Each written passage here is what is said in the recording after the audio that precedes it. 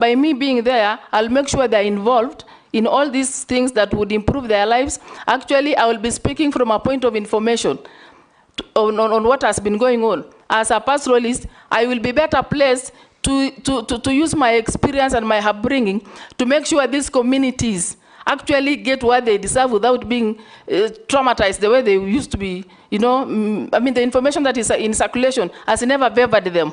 It is full of stereotyping. It is just too negative, poor publicity and very negative publicity. When I'll be on board, I will make sure the right information is given, the right analysis is given, so that their lives is going to be improved. At least be sure their own will be on board. And the information and anything that they would want to have will be truly from my personal life, personal experience. So be assured that one will be well done. Now, on the side of the growing economy of East Africa community, just as it is always written in the world of economy, you need numbers to grow the economy. You need a population that would do production. You need, again, a population that would consume what is produced. So if we grow and grow more, that will be to the advantage of the community, because we will have many targets around, they will have many supplies, we will have the mode of trade will really be up to it, because the people that will be producing and the people consuming and the people trading across each member state will be a good population that will grow economy in terms of value. Thank you, Beatrice. Now we'll take batches of 2, 2, 2, or 3. Then you answer. I'll start with Naisula. One question. Thank you, Speaker. I want to know from the nominee, in case you're approved by this committee and the National Assembly, how you will walk the tight balance between protecting the interests of our country while at the same time taking care of the interests of the community. You know, there are allegations and misconceptions or conceptions that, you know, Kenya and other countries in the community compete, like Tanzania, DRC, Somalia, on other interests. So how will you walk that tight balance between the interest countries and the community's interest? The last question is on issue of relief food. Is it sustainable that in 2024 we are still talking about food, relief food and tendering processes in the areas, the ASAL areas? Yeah. Thank you, Honorable Speaker, and the nominee on the Art School.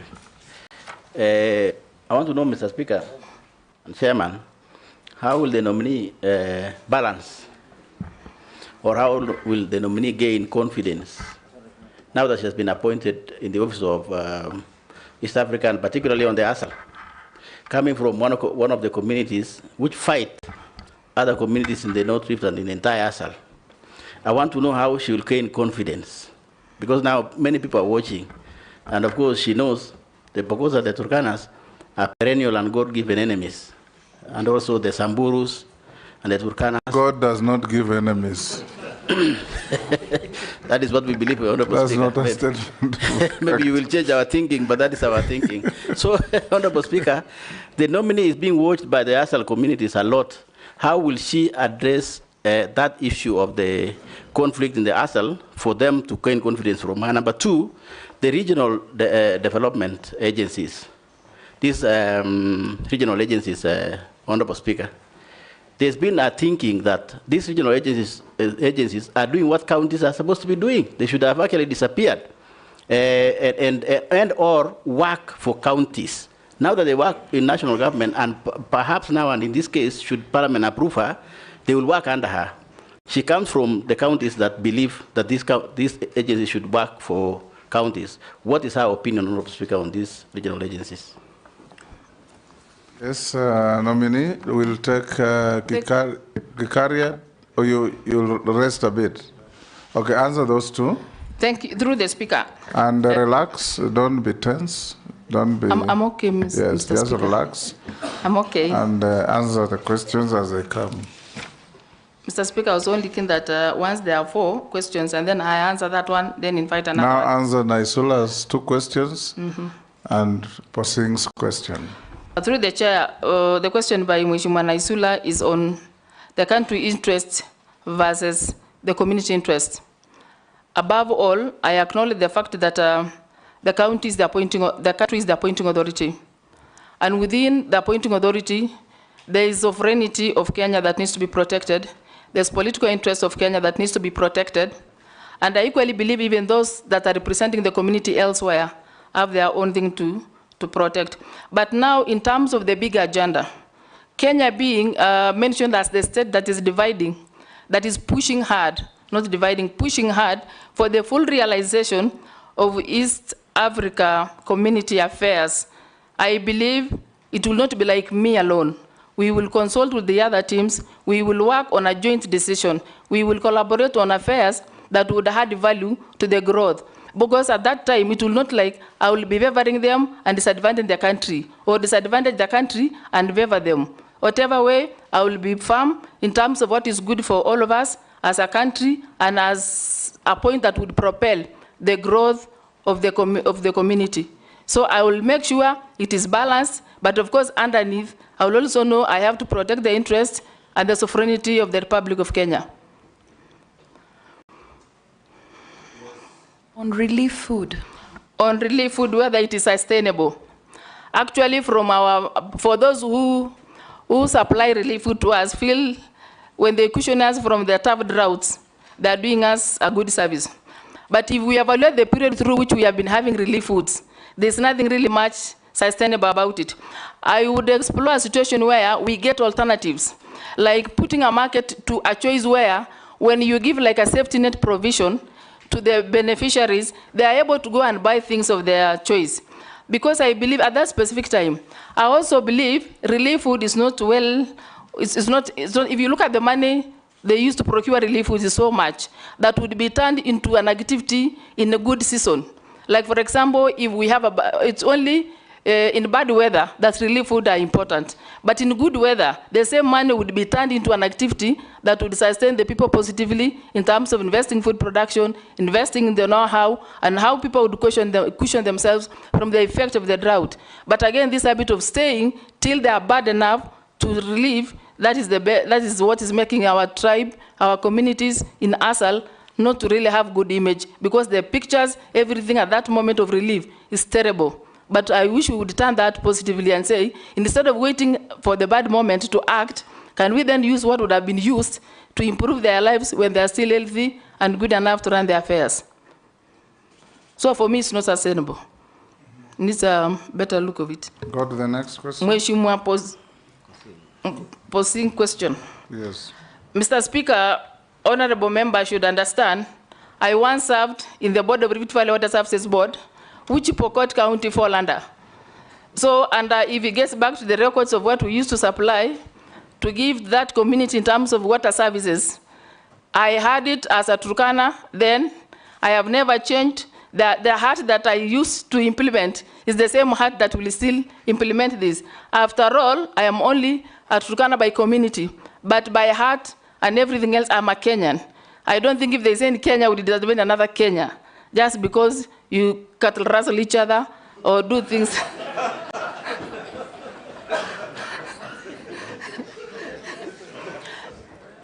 Point 2, on regional development agencies. My take of this is the regional development agencies have mandate that they had before devolution. But in the event that some of their functions are overlapping with counties, I would want a situation where we will look at what exactly are the regional development authorities doing as a role, vis-a-vis what counties are implementing. Because being a regional development agency, for example, let me use one that is in my place and my Mheshimiwa Posing's place, called KVDA. KVDA crosses 3 counties or 4. In this regional development, we always believe the project that will be implemented cuts across those counties. So that means if we talk of what people had proposed that the devolved function should be handed over to the county, in a situation where one project is cutting across 3 counties, which county in particular do you devolve this function to?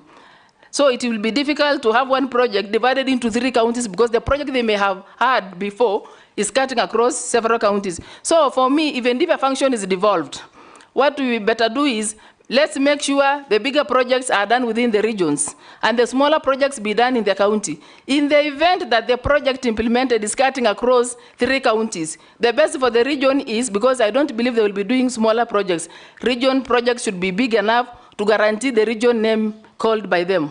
So I think what we need to do is, if it is cutting across counties, then it is the representative of those counties that should be incorporated in the management of the region. That is my take. Other than saying, let's keep over everything and make sure it goes down. We also have to look at the capacities of counties. What counties can do, we'll allow them to do. What they can't do, we then, because that the devolved function does not really make a county different from national, because they are still under the central government, they are still under the regional government. At least at the end of the day, we need to regulate the policies, framework through which they will be operating. And for me, regions should be there to undertake big works, and if they do small works, then they better devolve. But if they are going for big projects that are cutting across counties, that incorporate other development activities beyond in a big way, then we need to maintain them. And in the event that there is a need for counties to be involved, then let the representation of county be in the policy level of that regional thing. So that is what I would say. Can I make a follow-up question? That does not forfeit my opportunity to ask my question. Nominee, I hear you speak passionately about regional development and that they should go ahead. But you see, there is a framework in law. The counties are formed by the Constitution, and then you have the Regional Development Act, which sets out these regional developments. It is regulated by law. So it is not at your position to say you will allow them to go to do you think there is need to amend the statutes so that we align the operations to the Constitution? Probably that will now give us an idea of how you'll operate if appointed. Do you think there is need for a review, amendment, or even removing the law completely so that you allow the Constitution to succeed because it is the mother law of the land? Through the speaker, sir, I never said I drop, because as we speak, I'm only here to seek the favor of this committee to be appointed. So I cannot go ahead and say it should be removed. I'm here to get that affirmation. My concern is the issue of devolved functions and duplication of services. But having come from a particular background of being a county government staff, I know capacities within counties on what they can comfortably handle and what they cannot handle in terms of the expertise involved, the magnitude of the projects that we may want to realize in regional agencies. My issue is, if the report that is informing this discussion is already on board, because I'm still outside till approved, if the information informing need whether to devolve it or to put it within the state agencies is informing the fact that they should review, why not? They can review the function, they can review balance works, so that now we see whether the information that would be before us would advise otherwise. So for me, I'm not saying we drop or we maintain. I'm only saying if the report informing what is being discussed will favor devolution, devolving, we devolve. It will favor the fact that we need to review activities that are undertaken by the regional development authorities, then we do that. Thank you. Mary Mase, Dawood, and Murugara, in that order. Thank you, through the speaker. Nominee, I want to hear your thoughts on the current East African Community funding mechanism, considering the fact that there are challenges already with the existing funding policy. We have partner states that are not honoring their obligation of remittances. So what alternative funding mechanisms would you be looking at if affirmed to this position? Thank you, Mr. Speaker, sir. To the nominee, Madam Beatrice, I believe you have heard of the Equalization Fund, which was in Article 204 of the Constitution. Since establishment of the Equalization Fund, I believe it is about 14 billion, which has been allocated but has not been disbursed. Recently, in the last parliament, the law was changed from the areas which it was being disbursed to, now it is going to locations and not counties, as was previously the case. My question to you would be, do you think it was the right decision that it goes to locations, or would you suggest that it goes back to the way it was? Because there is talk that it is not serving, it will not serve the purpose what it was meant for. So what do you think about it? And where do you think the equalization fund should be used, basically? Is it in the water, electricity, roads, health facilities, or where do you think it should be used? Thank you, Mr. Speaker. Thank you. Thank you very much, Mr. Speaker. And nominee, we see more ways to be caught unawares as a government by whether the disasters that we experience in the country, like droughts, or even when with blessings from God, including heavy rains and floods. The net effect of both of them is lamentations that we are crying to the world out there to come and help us because we were not ready for this. If we harnessed the rains properly, we would actually possibly ameliorate the effects of droughts drastically. What are you likely to do as the Cabinet Secretary in charge of ASAS as regards all these rains that we experience, which possibly we don't make use of, followed by lengthy droughts where we lose almost everything we own? What policies are you likely to put in place to ensure that there is a balance between the two? Go ahead and answer those three. Through the chair, on the Honorable Mary's question on AU funding, and some of the state members not remitting what they had agreed within the memorandum of partner states. My portion is countries, we can't assume that sometimes when the particular state do not remit, it's their own making sometimes. The issue of inflation and the rate at which economy is moving may not be favoring maybe some of these countries that are not remitting. Or even the countries that are remitting does not really tell that the economy around them is doing fine in terms of complying with what they had agreed.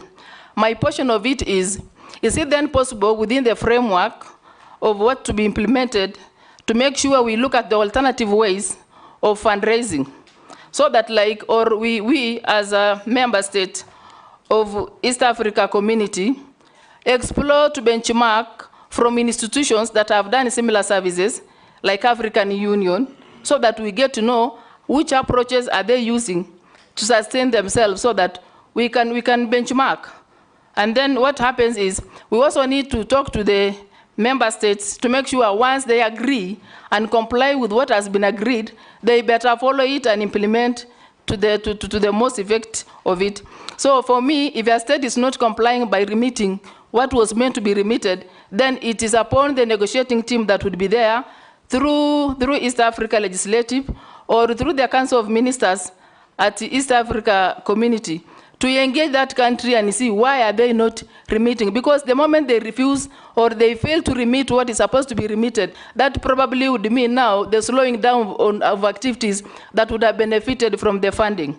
So I think there is need to look for alternative funding. There's also need to look to benchmark on the units that have applied a similar principle and see how we can learn and how to capture some of the things they may have followed and then to sustain themselves, like for example, the African Union approach as a benchmarking unit. That is what I would suggest. Or sometimes we can decide as member states to say, like, this is just about a suggestion, that if there are revenue to be accrued or taxes to be put on any import that is coming from non-East Africa community members, if something is imported outside the membership, is it then, if we agree, put a policy, a framework that would put a small charge that will automatically be put as a finance sustained way within the East Africa community? I'm just proposing that and I'm suggesting that, which is subject to deliberation within the partner states. Now on equalization fund, Equalization Fund, as it was in the provision of the Constitution, was meant to tackle particular basic needs within communities and counties that were not at par in terms of development. For example, counties were supposed to use Equalization Fund in the provision to do a bit of education, to take care of water, to take care of roads, to take care of health, to take care of electricity. And this money was supposed to go directly to, I assumed it must have been the money for counties. And because of the many things that were not very clear then, it kept not being taken down. My question is, Equalization Fund, by virtue of their own targets, target a service that touches the life of a citizen of Kenya. So if this Equalization Fund, because education, as it is as a component in Equalization Fund, has the Ministry of Education. It has the Ministry of Water, it has the Ministry of Roads, it has the Ministry of Health, it has the Ministry of that leads. So is it then possible to conglomerate all these systems, all these ministries, to talk and see, of course, engaging the legislative arm of government, that is you people here, to make sure the best approach is considered so that we see, do we have to maintain it this way, or do you have to take this money to the locations? And for me, because it is still a debate, we need to incorporate all the ministries that touch, that their own activity touch on Equalization Fund.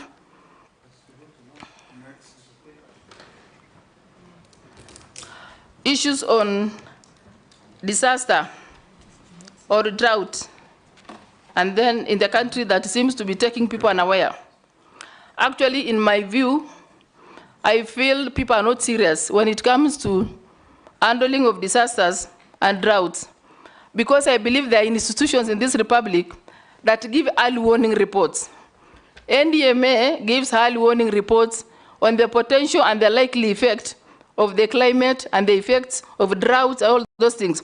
If we would only utilize the report in early enough within the context of early warning to make sure the best is planned before, the best is prepared before the thing strikes us. But in the event that drought has come, the opposite of drought has always happened in Kenya. Like there's a season for drought, and again there's a season for floods. I wish we would get down and discuss when we have plenty, the runoffs, the water that find their way to the lakes, that find their way to the oceans, then capture before it gets spoiled. Because as it goes down the rivers, it is fresh. Once it gets to the lake, gets to the ocean, it begins another process. Are we then, if we are serious with managing ourselves, managing disasters, are we then able to capture this water before it reaches the final destiny through maybe water harvest, and then turn that into food production? Nominee, now tell us.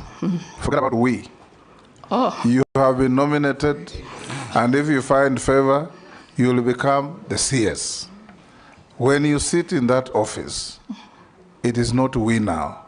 It is you, the CS. What will you do so that those extremes don't become a constant nightmare for our country? Mr. Speaker, the reason why... When there is drought, we die. When there is rain, we die.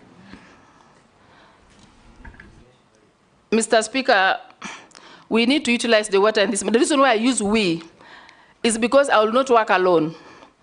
There are departments under which we will work together. There are technocrats that will bring their expertise into this. For the sake of this presentation, allow me to use we, meaning now the entire system that is supposed to intercept in reducing drought effects and those disasters in this community. I think what we need to do is, if I'm appointed or approved by this committee, I will be able to look at the measures that are sustainable and how to do water harvest instead of just leaving it go downstreams. The other thing is alternative means of survival. Like if you utilize a report of early warning, that would mean now we will prepare our people to caution themselves from the hard effects that may come through maybe sensitization or making them grow alternative livelihoods so that we don't wait thousands of cows to go down and then bring relief food, so that again we work around what they know to perfect the system and to caution them from the bigger effects. So for me and my team, and that's why I was using we, allow us to work around modality that incorporates all partners in this, to talk about it and come up with a solution. And that will be my work to make sure we mobilize all partners that deal with the disaster, drought effects, to put their brains together and come up with projects that would reduce the effect without necessarily having Kenyans to lose lives. Thank you. Owen, Robert, and Mule, in that order. Thank you, Speaker. Speaker, I would like to ask the following question to the nominee that I'll talk about the East African community. Honorable Speaker, the East African community, we have a chair. I don't know whether you know who the chair is, the current one. And what is the protocol that is used for electing the chairman of the East African community? The protocol. The second one is you will be, if appointed, you'll be our top diplomat within the East African community, apart from the Foreign Affairs Minister, but you'll be our top East African diplomat. And you know we have the Political Federation Protocol. As it is right now, there are a lot of tensions among member states, where Uganda and Rwanda regarding border issues. You have Kenya and Uganda on the Migingo, which is also another border issue. You have the M23 rebels in DRC Congo that is pulling in Rwanda. You have the Kenya-Somalia territorial water dispute that has gone up to the highest court of the world. And then you have internal conflicts between Burundi and Rwanda. Based on this, do you think East Africa is likely to achieve a political federation? And do you have knowledge of the political federation protocol on the East African community, and how far are we in that protocol to getting a political federation? And lastly, Honorable Speaker, I've checked your educational background. I realize a gap. You start from a trade test to a certificate, then there's a gap, then you have a degree, then you have a master's. So how did you obtain a degree without a linking diploma? Thank you, Chair.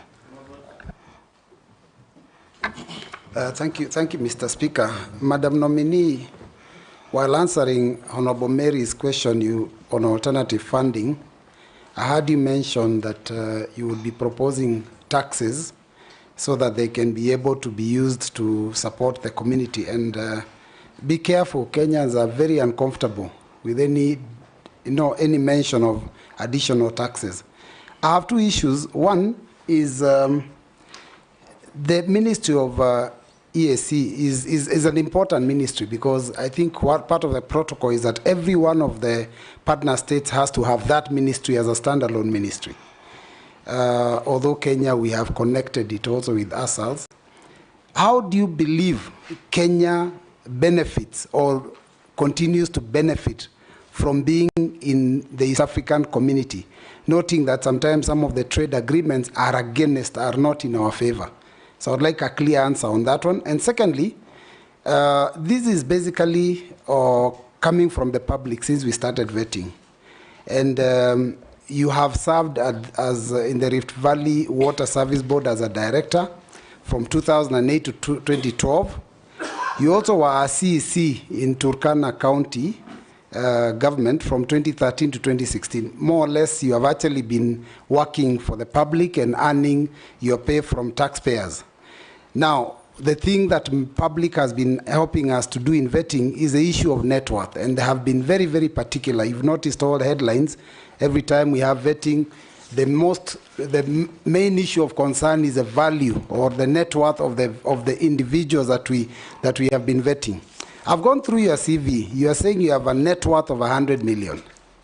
I would like you to probably just to allay the fears of the public so that they don't think that you got this from Turkana County when you worked as CEC, to just tell us how did you acquire it? Because every time we have mention of money, people think that is all stolen money. So you need to explain to them how you acquired this money and that you've been paying your taxes appropriately, so that we can put this matter to rest. And you're doing this because of all the other candidates that have come before us who never got this question. Thank you, Mr. Chairman. Thank you, Mr. Speaker. Welcome, nominee. A quick one is that East Africa community has a common market protocol of free movement of labor. And you know very well, in this country we have a huge batch of youth who are seeking for employment. What measures are you going to put in place to ensure that this free movement of labor does not come to disadvantage our youth within the country, that is Kenya? And secondly, as you are joining this ministry, if you are approved, I want to hear your mind on the East African Development Bank, whereby it is a bank run by the state partners, and sometimes as legislators, we have been not able to get clarity on the investment in this bank, the loan portfolio in this bank, and the capital investment of this bank within Kenya. Leave the other states within Kenya, because you'll be representing Kenya when it comes to that. And last, we are aware that the leadership of this bank has been embroiled on mischief of leadership. Will you be able to come clearly and firm that you will be able to stand with Kenyans to clear this mischief? Thank you. And answer those three: Owen Bayer, Robert Mbui, and Stephen Mole. Through Mr. Speaker, the issue of who is the current chair for East Africa Community, I have read it is His Excellency, the President for Southern Sudan, Salva Kiir. And I think the arrangements of choosing is basically interpresidential arrangements, internal. So I may not really have details of it, but I wouldn't mind searching over it, because I was not anticipating a situation where I would get into the finer details. On the side of the diplomacy on political federation, on what is being contested within the borders of member states. Actually, the issue is having what I started with by saying every country has their own sovereignty and their political interests. The agenda to maintain the political federation here is at least the member states having the policies through legislative arm of East Africa legislation or assembly to come up with law that will give every state member an opportunity to implement what has been agreed for the good of the community. I know it is sometimes hard, but again, mediating, consulting, talking to them and their member states and all the key partners that add value to the political federation, be it within the countries of the member states or not, they need to talk to each other, they need to embrace, they need to be facilitated for the full realization. So for me, partnership, networking is very critical in enhancing the political federation. I know sometimes they would slow things simply because one decision arrived at may not be the decision that would be fast-tracked to be implemented. But with the proper consultation, continuous dialogue, continuous arbitration can bring us to a solution that would enhance the political federation. Now, on the side of... Honorable Speaker. Yes, Owen. Just, I don't know whether the nominee understood my question. You know, there is envisaged a political federation of the East African states, including a currency. Oh, currency. And including, you know, bringing it together and forming a state of East Africa, you know. And there are certain steps that have been taken towards realization. Owen, I think you should also be fair to the nominee. There are three different things. Yes. There is common customs or customs union. There is common market. There is common currency, political federation. Each is a separate engagement. So if we are talking about monetary union, Don't mix it with political federation and vice versa. Speaker, what I was trying to do when I mentioned the candidates is to show that we are bringing together the East African. How far are we in that protocol, the political one, if you have any information about it? In terms of political federation? Yes. I think because the most that leads is the political goodwill from the member states. So, and if we look at where we are right now, at least I see we are making progress as an East African community. Compared to what may have collapsed the East Africa community back 1977, the things that are there right now are structures. And if you look at the progress we've made so far, which I believe is out of political goodwill, if not so, of course, not in a big way, but even enhancing an agreement to have the legislative arm in Arusha is a step forward. If you look at the way we have had the secretariat on board, it is progress. If you look at now even the Court of Justice in Arusha, it is progress. At least the progress that is headed to the right direction. I know we've not achieved so much, but I assure you, at least we are beginning and we are headed to the good direction.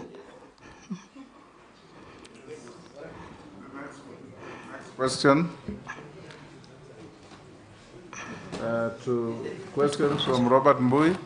On my degree, yes. On academics. Yes, the gaps in your... Yes, I can explain. Actually, what happened is I took a course in certificate in a place called Kobujo Social Development Training Institute that was examined by Kenya National Examination Council. And if I were not, the fact that I have no diploma means I would have reduced, if I had diploma, I would have reduced my degree years to 3. And because I didn't have a diploma, I had again to go for a degree for 4 years. 1 extra year has been added because they said we cannot be, if I would have gone for diploma, I would have gone for a degree for 3 years. And because I went for 4 years, that is now meant to take care of the diploma that was not there.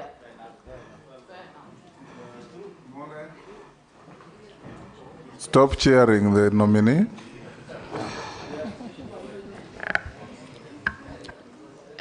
Through the chair on taxes. Actually, I know it is very sensitive right now in the Republic of Kenya to talk about taxes. Kenyans will come on you, and they will come for you. What I mean here is I was seeing an alternative way of sustaining the development and the activities within the East Africa community. As okay, of course, there is remittance by each member state as a source of revenue to sustain the activities of the community. But again, I also said, in the situation where now some member states are not complying by paying, remitting, that would mean there is a gap in terms of activities to be implemented. And by virtue of that gap, I gave a window. I said, even if I never said, okay, the tax that would, I said a small tax, of course now assuming it is going to be agreed upon because one proposal cannot be implemented by one state. Even if you give a proposal of tax and then it goes before member states and they say no, it will still not pass. But I was looking at a way of making alternative source of funding for for East Africa community as a proposal. But that doesn't mean it's going to be taken as it is because I'm only proposing as one member if appointed. It will still be discussed by the others. If they will find it appropriate, it will be adopted. If they will not find it appropriate, it will not get anywhere. So that one was the reason why I was just suggesting need, without really looking at the tax, the need for alternative source of funding. The other, through the chair, the other question is the ministry importance in,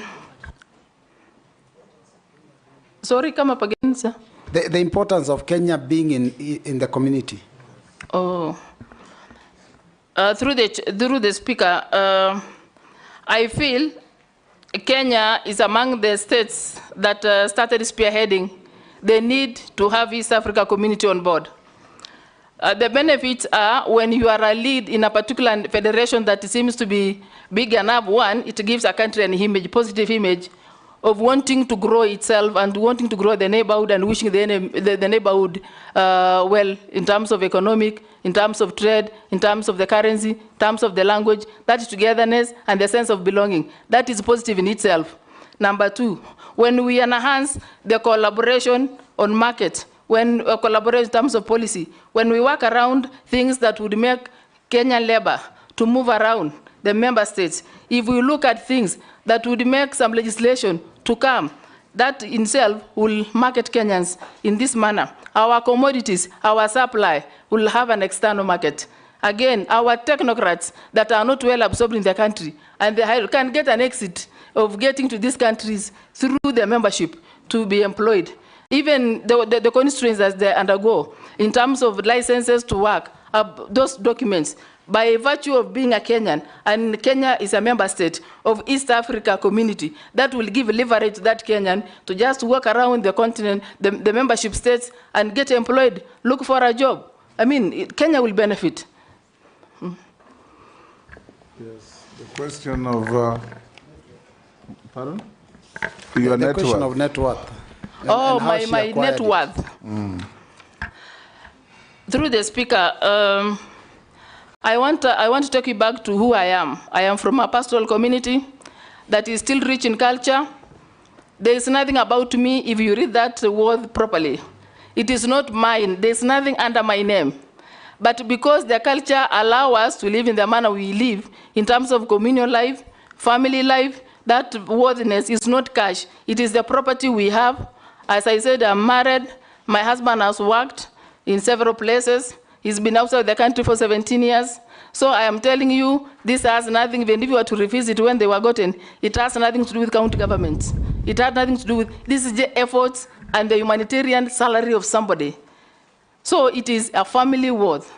Family worth, and you know, by virtue of being from that area, family worth is equally a community worth.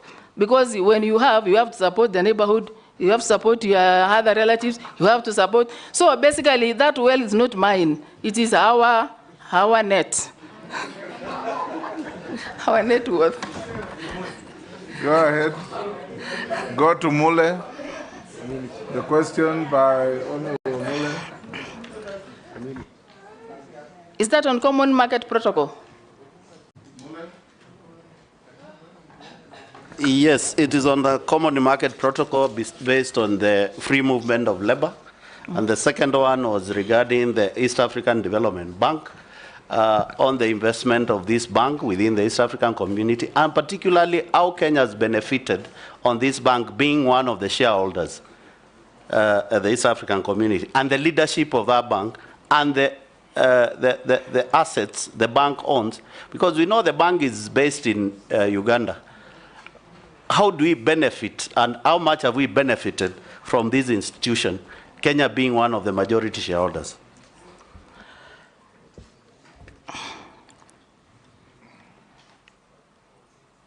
Through the speaker, sir, on the East Africa Community Common Market Protocol labor, actually, this movement of the population, the experts. Movement of labor, he's saying. Yes. Yes. It's actually something that we need to enhance more. And in terms of benefiting Kenya, on the side of the bank, this one I'm telling you, if you're going to appoint me, I will get into this to make sure I get to the finer details. Because right now... Don't trap yourself. That bank is not under your jurisdiction. But the question... It's under the jurisdiction of the Treasury. So don't trap yourself. It's okay, Mr. Speaker, but you know... It falls and it carries an East African name, but it's under the jurisdiction of the Treasury. That is why I'm saying, Mr. Chairman, Mr. Speaker, if it gets to where I can answer this question, I would rather have all the technocrats in finance and economics to advise on this one, because as at now, I am not well equipped with what to answer. Good. Now, Raso, you'll take 4. Raso, Shurie, Mishi, and Rahab. Thank you very much, Honorable Speaker. Beatrice, the ASAL constitute 70% of the Kenyan landmass.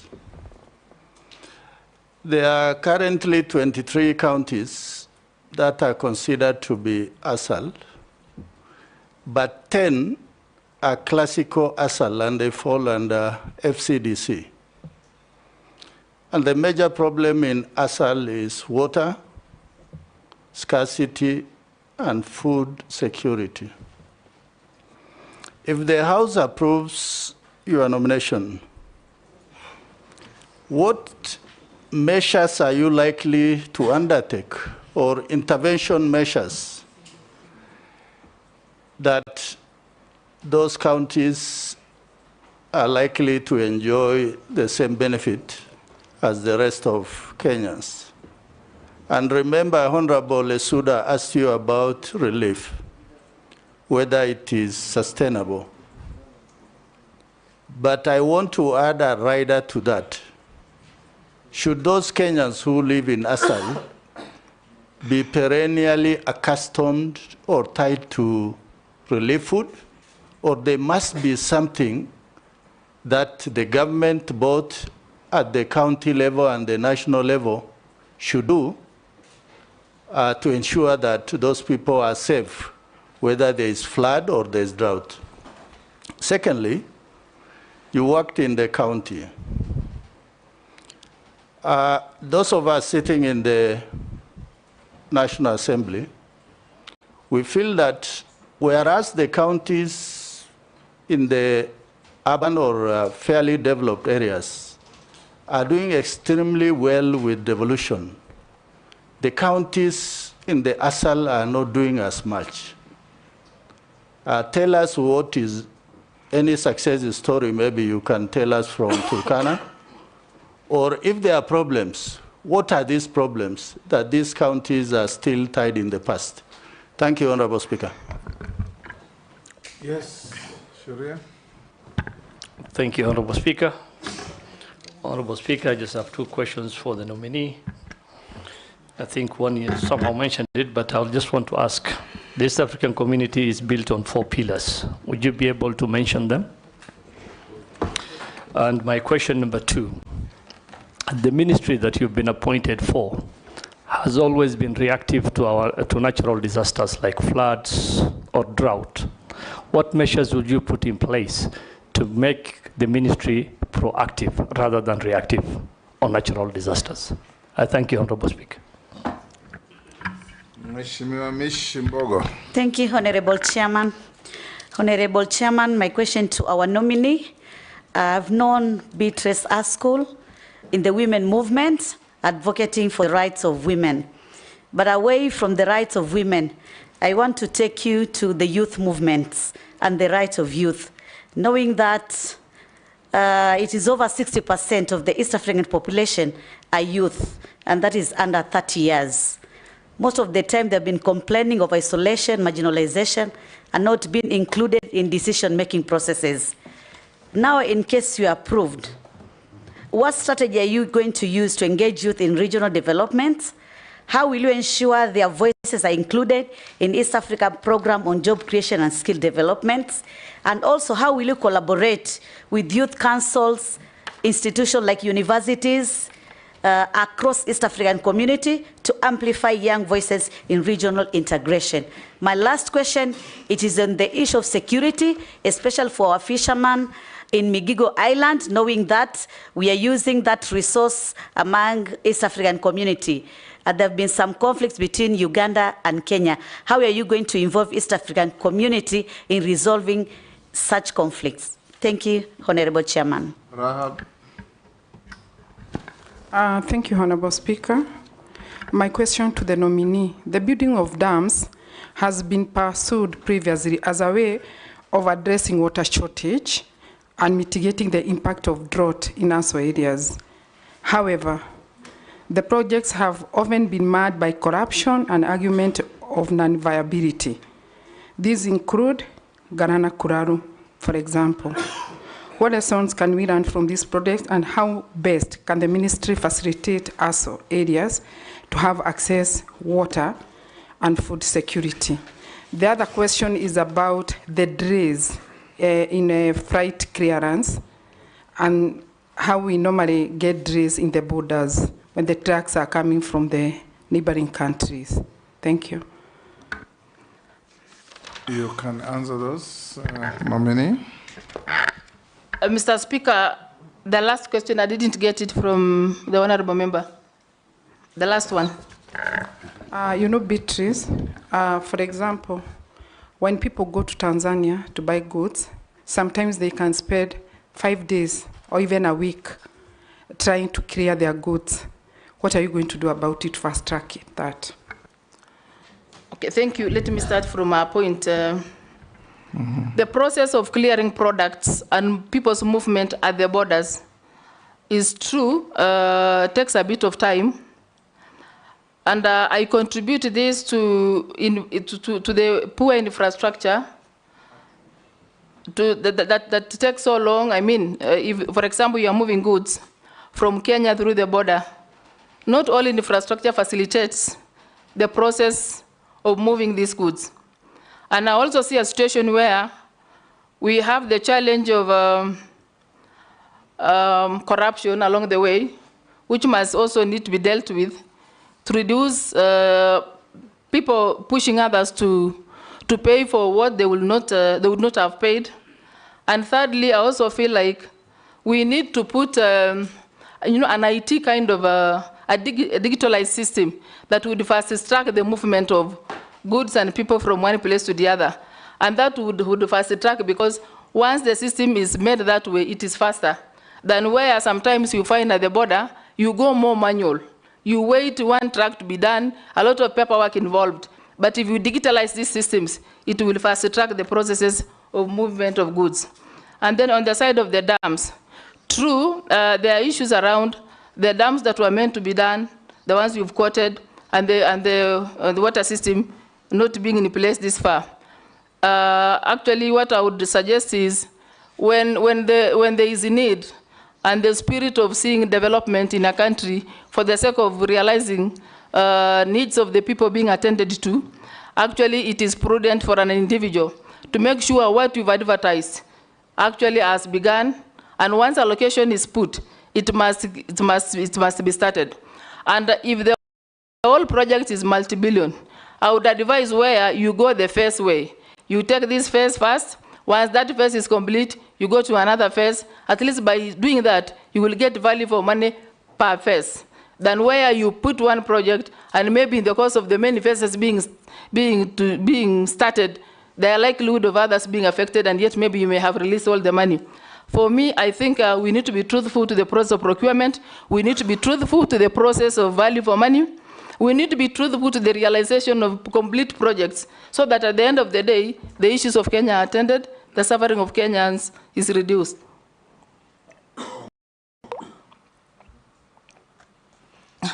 Now, the other point, through Mr. Speaker, of Migingo Island. I have read about Migingo Island issue between Uganda and Kenya, and I believe the best way here, in fact, where it had reached, where now securities are not taxing the fishermen from the other state partner, was actually done away with. And for me, what I would suggest here, I'm subject to correction, what I would suggest here is where all the two states stakeholders that may play a role in this must converge to have a discussion on a better way forward. And to some extent, I would suggest that we have a legislative arm and also have Court of Justice in Tanzania, where they would take the lead role in mediating this issue between Kenya and Uganda, and also getting other non-interested parties, non-partisan, also come to arbitrate, so that at least at the end of the day, resolution is found and no citizens suffer.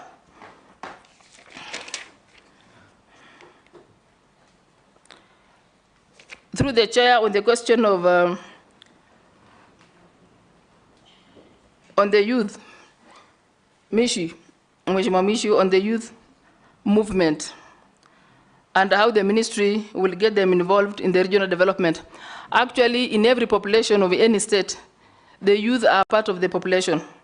And I think it is time we come up with a specific affirmative action, just like we did with the women affirmative action policy, that enhances inclusion of women by all means. I think where we are headed now is to have an independent and a deliberate policy that will incorporate the young population of this country, the young professionals in this country, into every activity, not mine alone, not the Ministry of East Africa Community alone, even the other ministries. We just put a deliberate policy that would enhance their involvement so that they also bring the young expertise, they also bring their bit of, as they also learn from the structure itself. So I think we need to do a deliberate policy on this.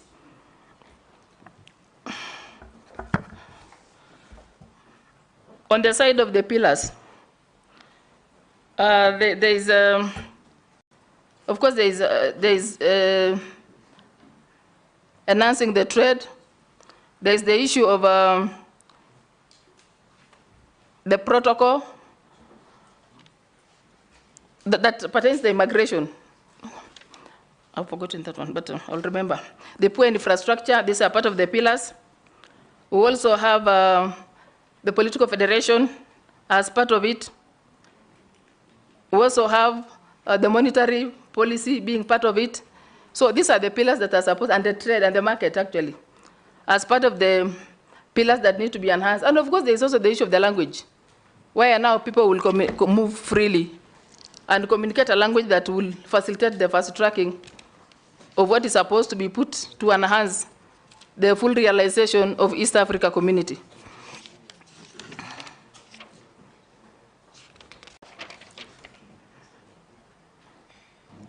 The other one is the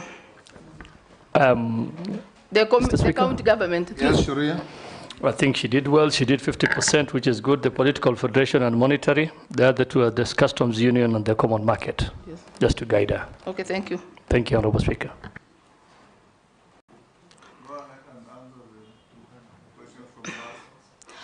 Whether there is, through the Mr. Speaker, sir, there is a point that talks about whether Turkana County is a sample county in terms of effects of devolution as an ASAL area.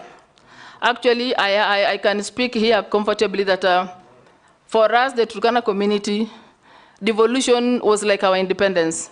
In as far as the rest of the areas were talking of their independence 1963, I'm telling you the independence of Turkana County started in 2013. Because the infrastructure that others were supposed to pick from, at least they had a background and they had to start from a particular level. In Turkana County, in water, we all had to begin. That is why, in as far as when Turkana was said to be receiving billions, I'm telling you what is billions in a beginning point where you had totally nothing. So for us, as people said, the beginning and the independence of Turkana County began in 2013. It is real. It's very practical. And even right now, we still need more. Because for a very long time since independence, they had not gotten attention from anybody, maybe because of the distance. Sometimes the closer you are to the network at the center, the better you are. When you are far away in terms of even being far in infrastructure. So I think Turkana case may be different. But on the side of solution to food reliefs and their safety in terms of the disasters we receive, as I said, just like I've spoken on the youth, I think we need to do a deliberate attempt or a move or a framework through which we will make sure now all the partners in the Republic of Kenya that act or respond on emergencies put their resources together plus the ministry is concerned and come up with one concrete thing that would be a permanent solution to these things. And again, being a reactive ministry, a reactive network, that would mean we are only waiting till the bad moment come. That means we ignore the reports that are supposed to be giving a warning. There are institutions that give warning to what's likely to happen. But we wait too long till this thing happen, we lose lives, we lose livestock. Then when we come, that's the time we come to appear like we are pushing to do something possible. I think even us, as the victims of these disasters, need to push the partners that are within us. I know most ASAL areas have the biggest number of NGOs. I think this time we put a framework that will make them now think permanently in a solution-based way. Vicaria, have you? Vicaria? We'll have one more of a member who came in late. Thank you, Chair. My name is Ikaria David. I come from Nakuru Town East constituency. Honorable Chair, I think the things I wanted to ask has been asked, but I think it is important for us to put emphasis to the nominee that had an opportunity of going for a climate change conference in Arusha the other day. Honorable Speaker, when I reached Namanga, if you see the queue of vehicles from Kenya vis-a-vis the other side that are coming in, then you realize there is a problem. And I think it is important for the nominee to take charge and cognizant of that fact, that we can't have a smaller queue on the other side coming this side, and then a longer queue going on the other side. And this goes again to what majority leader has been saying. Maybe we need more information to the people in the transport industry and what we actually need for us to fast track our clearance at the border point. It is very unfortunate, Honorable Speaker, even when we go to the other side, we were stopped. I think they just see a registration of a Kenya number. You are stopped at every police place where they are on the road, asking for fire extinguishers. And these things are the things that need to be taught to these people, because people are going into the transport sector every now and then. Maybe the nominee needs to, fasten that and be able to understand and assist our trading, our partners who are doing trade in the respective. Second, Honorable Speaker, we've been with you in a few of the interparliamentary games, where we talk of the tightening, widening, and strengthening our partnership. But it's only about sports and we go. And nothing much between interaction between the East African community on some very important issues that affect us. Of course, maybe it could be, it is important also maybe to have some session where members of parliament can sit together and exchange ideas on how to do trade, on how, and we had one of in the football section, Honorable Chair, is where we were talking about what the president, actually that is what is happening. The president has been insisting on this technical subject trainees graduation and the effect that it is having in Uganda. And I think that is what we need to push more as a community for us to be able to, and including, Honorable Chair, the Genzies has reminded us to remember our national anthem. We can be able to say our national anthem, all the three stanzas. And when I went to look at that, it speaks volume. The anthem for East African community anthem again is... I ask a question or making a speech? I'm just a comment. Thank you. Yes, Mary. It's a slight addition. Honorable Nominee, I think the issue of queuing of vehicles along our border is a very serious one. If you go to Busia border or Malaba, and sometimes there's a queue all the way to Bungoma, and it is not to Bungoma, to Tarbo. To Tarbo, even to Tarbo. 65 kilometers. And it has caused a lot of disaster. Yes. We've lost lives through road accidents, and it is really bad. I think that is one area, Honorable Nominee, that you may have to look in and find out what is causing, that is if you are approved, what is causing it and what could be the permanent solutions so that we do not have vehicles queuing along the borders and causing a lot of other problems. Thank you. The Speaker, it's true what Honorable Mary Emas is saying. Big problem that keep vehicles queuing kilometers and kilometers in both Malaba and Busia. But I saw the other day somewhere that Busia County had put up a very big, they're building a very big yard near the border there to park the vehicles. But anyway, I agree with her, there's a problem.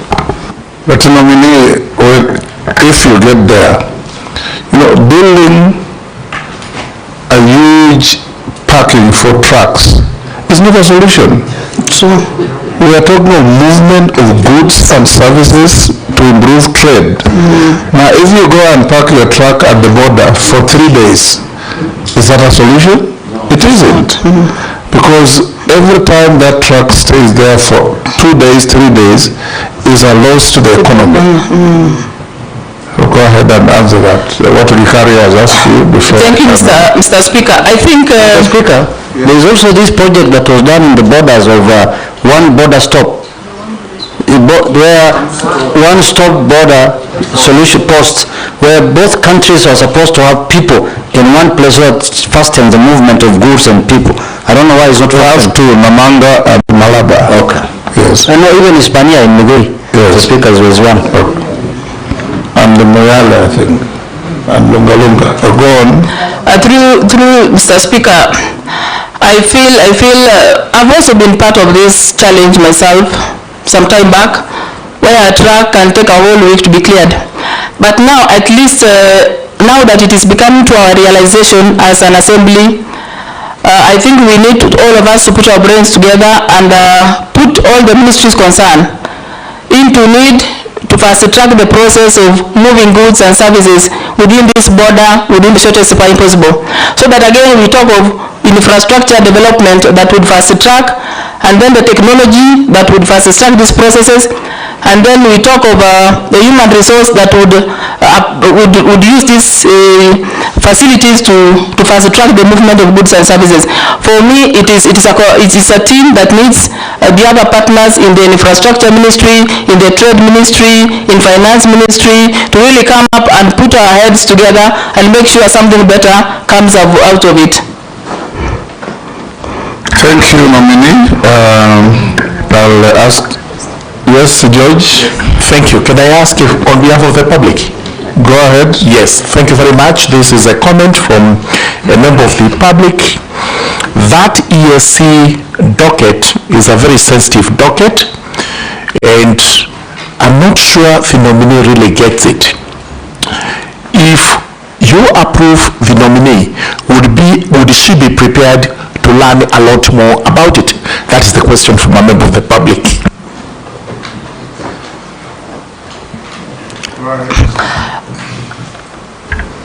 Mr. Speaker, actually where I'm coming from, as of now, I have been, since the time of appointment, I was able to only have 4 days to prepare myself, grasp all about the ministry as an external person. As soon as I'm going to be approved by this committee, trust you me, that tell the whoever has written that, I have what it takes. I'm from a community that has faced so many issues and we've always gotten a solution to them. So as soon as I'm on board, I'll do my best.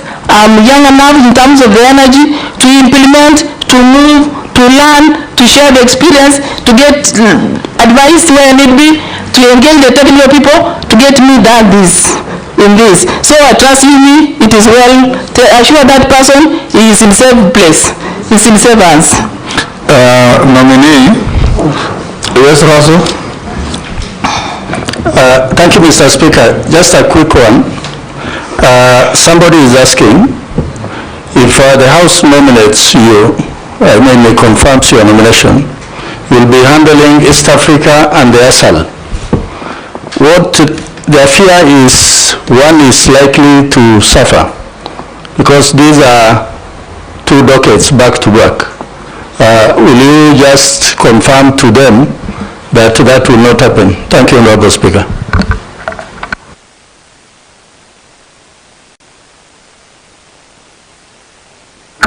Anybody would be listening to us would assume that because much of the questions here are on East Africa community.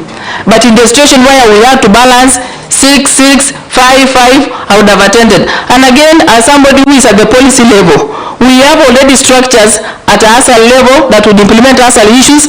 We have the one for East Africa community that would settle on that issue. So I will only be balancing a team that is already on board, a team that has expertise. It is not me alone who will implement it. So it's because of the amount of questions here that somebody is saying the ASAL may suffer, and yet I even come from ASAL. It's even bad to make the assumption. Maybe the mode of questions is what has made somebody to believe maybe ASAL may suffer. I assure him or her, I am an ASAL person. But remember, Nominee, yes, that you have not been nominated because you are from an ASAL part of Kenya.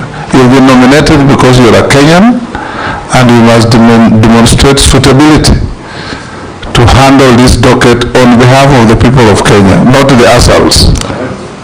Okay. Mr. Speaker, I was only answering because they said ASAL may suffer, so I was assuring the person that It's okay. Now there are some issues from the public before I come to one or two questions. One person asks, given the grades that you got at secondary school, how did you end up studying for a degree? I answered it. Yes, I'm just reading to you what the public is asking. Okay. The second one is, given the recent suspension of Uganda's milk products from entering the Kenyan market due to disputes over quality and standards, what legislative amendments or policies would you advocate to resolve such trade barriers and strengthen economic ties within the East Africa? Part of this falls within the trade docket, but you can answer. The second one, with the increased security concerns along the Kenya-Somalia border, particularly with the resurgence of Al-Shabaab activities, how do you leverage existing legislation like the National Security Council Act and propose new laws to enhance security collaboration among East African countries while ensuring free movement of people and goods? The next one, the disparities in economic development between Kenya and some EAC member states, such as Burundi and South Sudan, are significant. Would you propose any legislative measures to ensure equitable distribution of resources from shared regional projects such as those stipulated under the EAC protocol on the establishment of the East African Monetary Union? There are many. Answer those first. Thank you, Mr. Speaker. I feel the issues that are raised here does not only apply to my ministry, if appointed, it also applies to other ministries. Like if you speak of milk, milk is under food production, it's also under livestock, it cuts across trade, it's also part of finance. So once we are on board, if appointed, or if approved by this committee, those are the issues that we will engage all our technocrats in agriculture, in finance, in any other relevant department to come up with a concrete policy and a framework that would guide. And the same applies to security that is there in Somalia. The Ministry of Defense will be involved, the Ministry of Internal Affairs will be involved. So all those stakeholders will be part of the solution to that. And the same affects the disparity of economic states, where we will also have a Ministry of Finance, the technocrats in finance, economists in finance, and economists will all come and put their brains together and come up with a concrete solution.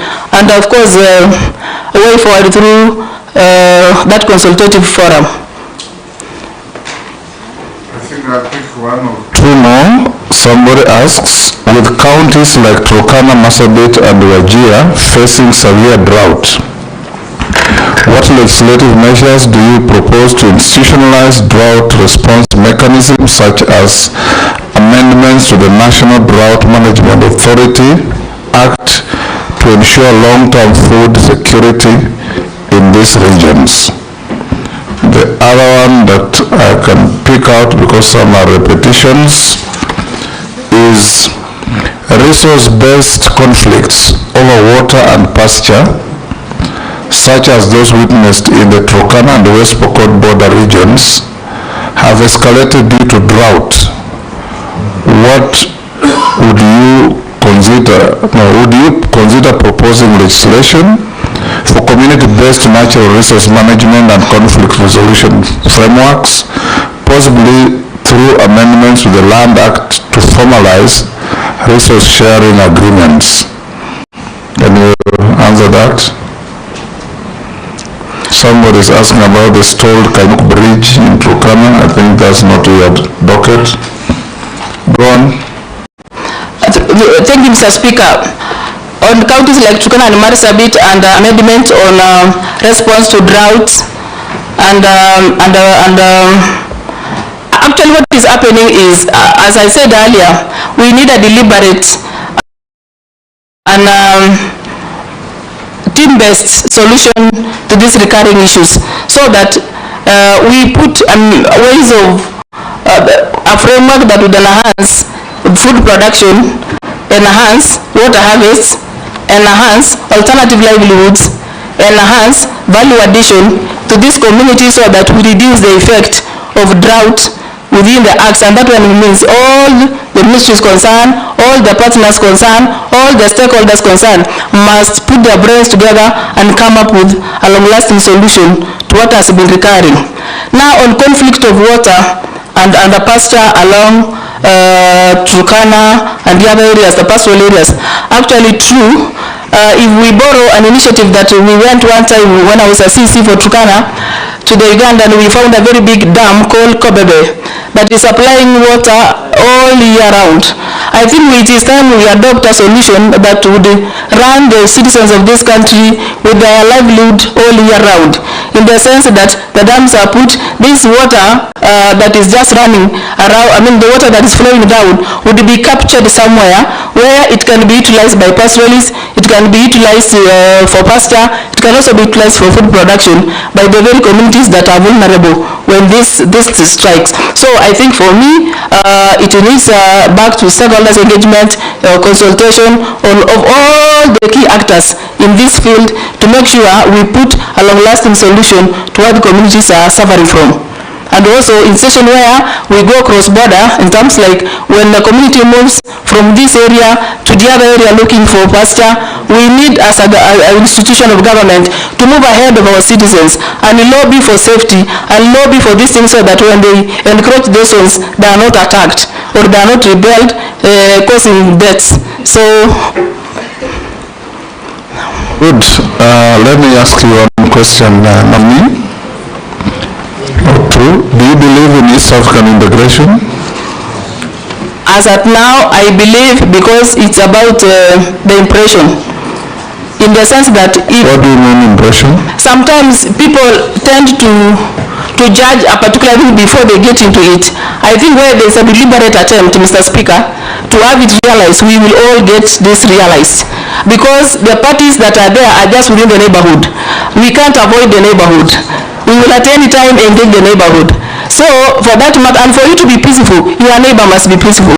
For you to grow economically, your neighbor must be growing. So, and because there is a cross-cutting issues, these crossing issues must be put together for a full realization of East Africa Community Federation. If we find favor and become our minister or CS in charge of East Africa, we already have protocols for a customs union, for a free market, and a protocol for free movement of people, goods, and services. Take people. If you go to our courts today, every single day you'll find the Ugandans being charged for being in Kenya illegally. You go to Uganda, Kenyans are in jail in Uganda for entering Uganda illegally. Tanzania, same thing, and all over. If you find favor and become our CS, what are you going to do to help achieve the implementation of the protocol on free movement of people, goods, and services, particularly people, so that you do not cross into a country where you have a protocol for free movement and you are bundled and thrown into jail for being in that country illegally? Mr. Speaker, if I win the favor of this committee and be appointed as a CS for East Africa Community, the issue of custom union and free movement are within the 4 pillars of East Africa Community. So, and having it as a pillar must also embrace the spirit of the will within the member states to implement anything that has been agreed upon. So for effective implementation of this, effective realization of these pillars, then every member state must make a deliberate attempt within their own political governance to make sure these things are implemented to the best of the people who are crossing, to the best of the business that's being carried across the border. So for me, I feel laws must be, a legal framework must be put on board, The infrastructure that's supposed to be facilitative must be put in place. The legal framework is already there. Then the deliberate intentions to implement from the partner states must also be negotiated, because it is one thing to pass, it is the other thing to get the political will of a country to implement what has been passed. So I think it is a matter of lobbying, matter of consulting, matter of arbitrating if possible, to make sure what has been passed is implemented to the letter. A small one or two mundane questions to you. Have you ever been adversely mentioned in any integrity-related reports or investigations? No, I haven't. Do you hold any leadership position in any political party in Kenya? As it is, no. As it was? Yeah, but I resigned. Okay. Tell us your net worth. It's 100 million. 100 million, which you said is family wealth. For all of us. It's for all of us, including me? Yes. Okay. Okay, nominee. Your papers have been checked against what we have. They have been found in order. And the few memoranda that were there against you, actually in fact only one, and you responded, so we release you to go back to your duties. Mr. Speaker, there is the bit of the well that I need to clarify a bit on livestock. It is not an issue, we are okay. Okay. So, Mr. Speaker, I would want to appreciate your guidance in moderating and protecting me. I would also want to appreciate the mutual conversation we've had with the committee. And if Almighty God that began with me will give you favor to see me through in this, I'm telling you, committee, you'll be writing history in this Kenya. You will be appointing the first Turkana woman since independence. So please be part of the history.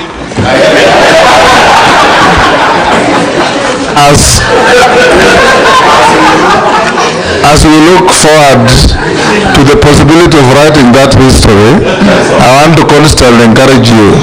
You are not going to be a minister because you are Turkana. You are going to be a minister because if you find favor, your competence and your ability to serve each and every Kenyan, from Vanga to Kibish, from Lamu to Malaba, everywhere in this country.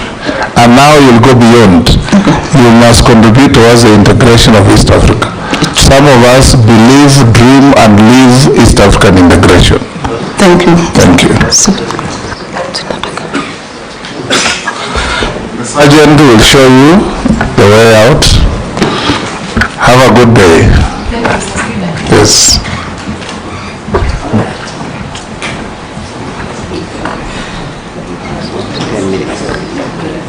Members, you have saved 10 minutes, and that is the time that you will have for your short break as they rearrange the room, and you agreed to go and have something out there.